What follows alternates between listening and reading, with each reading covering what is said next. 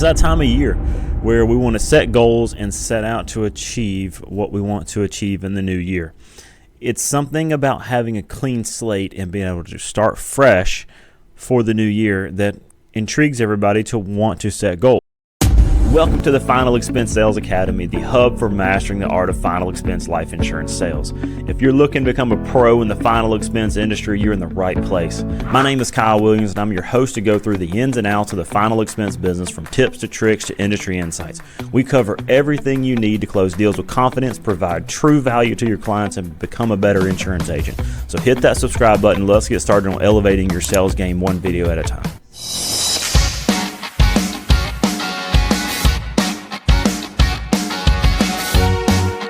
Episode, we are going to talk about setting goals for the 2025 year for a final expense life insurance agent. So it's that time of year where we want to set goals and set out to achieve what we want to achieve in the new year. It's something about having a clean slate and being able to start fresh for the new year that intrigues everybody to want to set goals. Now, in reality, if you really look at the difference in the days from December 31st to January 1st, there's really not that much of a difference. It feels like the same day. Everything looks the same. There's no dramatic change. But really what it is it is turning the page in history. We're turning the page out of 2024 and into 2025. It's a completely new chapter. Everything is clean. We have a whole year out in front of us. And so a good comparison is to always look at a good sports comparison. Most people can relate to sports, have some understanding of sports. A lot of people like sports and follow sports. So let's take a look at two sports. Let's take a look at football and let's take a look at golf. So football has a halftime. There's a time this is the time that teams take a break from the first half and the second half just to regroup before they head back out on the field. It's a natural reset in the game. Teams can go into half having a terrible first half, come out recharged, and have a great second half. There have been so many occurrences where teams come back and win in the second half after having a bad first half by simply forgetting about the first half and resetting. Let's talk about golf.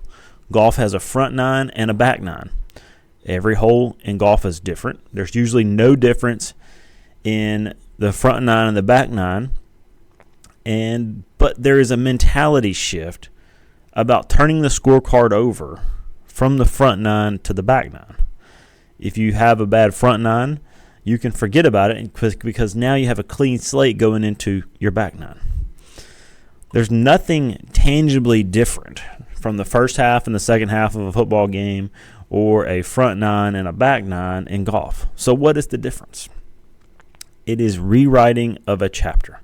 It is turning the page, resetting, setting our focus on new goals, on what we want to achieve in that new chapter.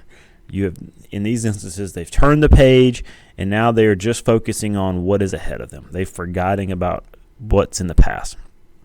So I always think sports analogies are so relatable and applicable to our lives every day. As we head into 2025, we are turning the page. Was your year exactly the way that you wanted it to be?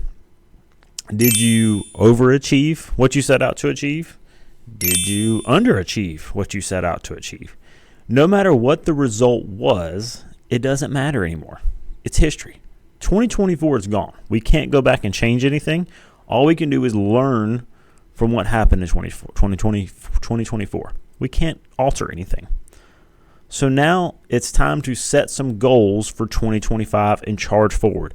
Let's look ahead. Let's see how we're going to become better in 2025. Our goals need to be specific, though also attainable. They also need to be applicable to area of our life. If we're only focused on business goals, our personal life will suffer.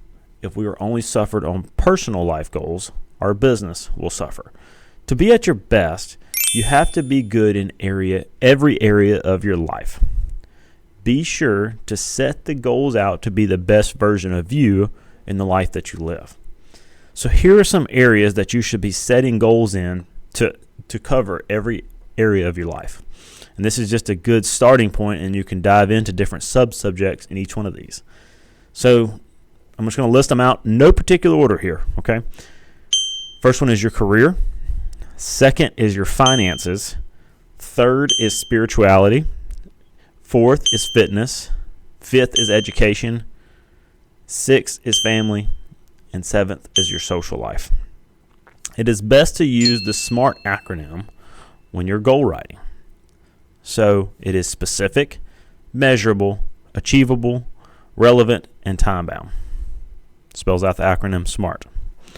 So here is an example of a SMART goal, and I will apply it to insurance. So the goal is to write $200,000 in production in the 2025 year. So this goal is specific because we laid out a $200,000 goal. It is measurable because you can measure that through production for the year. It is achievable.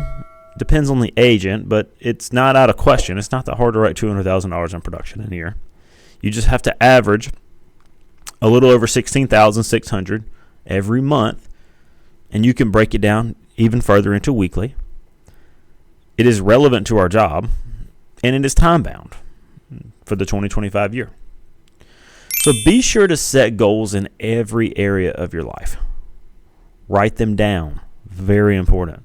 Look at them very often as you can. Hold yourself accountable. It is okay if you do not achieve your goals, but don't just give up on them. Still strive to be the best you can in the goals that you set out to achieve.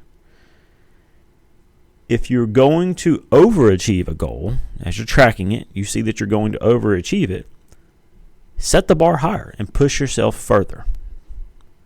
As human beings, we are designed to want to get better every day and every year.